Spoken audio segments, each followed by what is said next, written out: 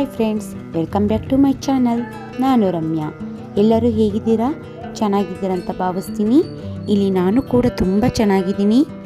ಇವತ್ತು ಫ್ರೈಡೇ ವ್ಲಾಗ್ನ ನಾನು ನಿಮ್ಮೊಂದಿಗೆ ಶೇರ್ ಮಾಡ್ಕೋಬೇಕು ಅಂತ ಇಷ್ಟಪಡ್ತಿದ್ದೀನಿ. ಇದು ಅಣುಗೊನೆ ಸೊಪ್ಪು ನಮ್ಮಮ್ಮರ ತೋಟದಲ್ಲಿ ಬೆಳೆದಿದೆ, ಊರಲ್ಲಿ ಹಳ್ಳಿಯಿಂದ ತಂದಿದ್ದಾರೆ.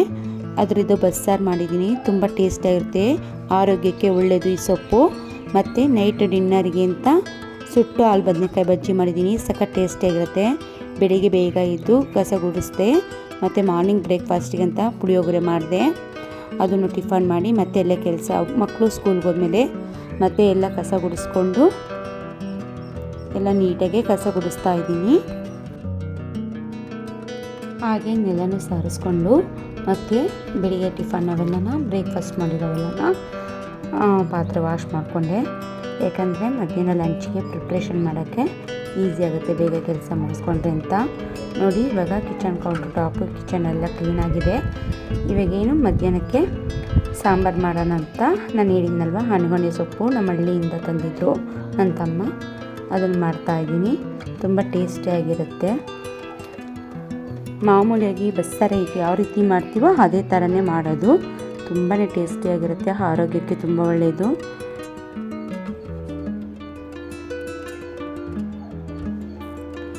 ಇದಕ್ಕೆ ನಾನು ಏನು ಮಾಡಿದ್ದೀನಿ ಅಂದರೆ, ಕಡಲೆಬೇಳೆ ಮತ್ತು ತೊಗರಿಬೇಳೆ ಮಿಕ್ಸ್ ಮಾಡಿಕೊಂಡು ಒಂದು ವಿಸಲ್ ಆಗಂಗೆ ಬೇಯಿಸ್ಕೊಂಡಿದ್ದೀನಿ. ಒಂದೇ ವಿಸಲ್ ಅಷ್ಟೇ. ಮಾಮೂಲಿ ಯಾವ ರೀತಿ ಎಲ್ಲರೂ ಬಸ್ಸಾರಿಗೆ ಮಾಡ್ತಾರೋ ಅದೇ ರೀತಿ ನಾನು ಮಾಡಿದ್ದೀನಿ. ಅದರದ್ದು ನಾನು ಸಪ್ರೇಟಾಗಿ ಅಂತ ಏನು ಹೇಳಲ್ಲ.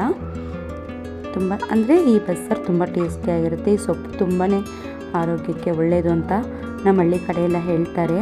ಬಟ್ ಬಸ್ಸಾರು ಕೂಡ ಅಷ್ಟೇ ಸೂಪರಾಗಿತ್ತು. ಸೊಪ್ಪಿನ ಪಲ್ಯನೂ ಕೂಡ ತುಂಬಾ ಟೇಸ್ಟಿಯಾಗಿತ್ತು. ಇದು ಮಧ್ಯಾಹ್ನ ಲಂಚಿಗೆ ಅಂತ ಮಾಡಿದೆ.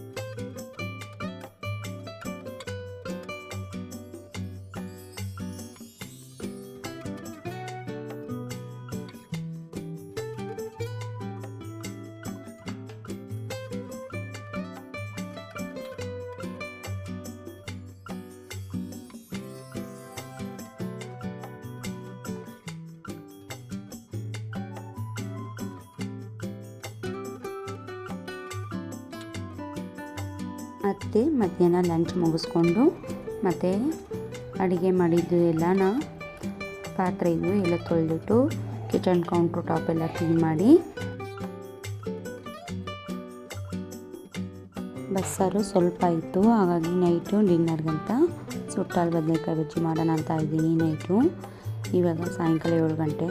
ಸುಟ್ಟಾಲು ಬದನೆಕಾಯಿ ಬಜ್ಜಿಯನ್ನು ಬದನೆಕಾಯಿ ಸುಟ್ಕೊಂಡು ಸಿಪ್ಪೆ ತೆಗೆದಿಟ್ಕೋಬೇಕು. ಮತ್ತು ಹಸಿಮೆಣ್ಸಿಕಾಯಿನ ಹುರ್ಕೋಬೇಕು.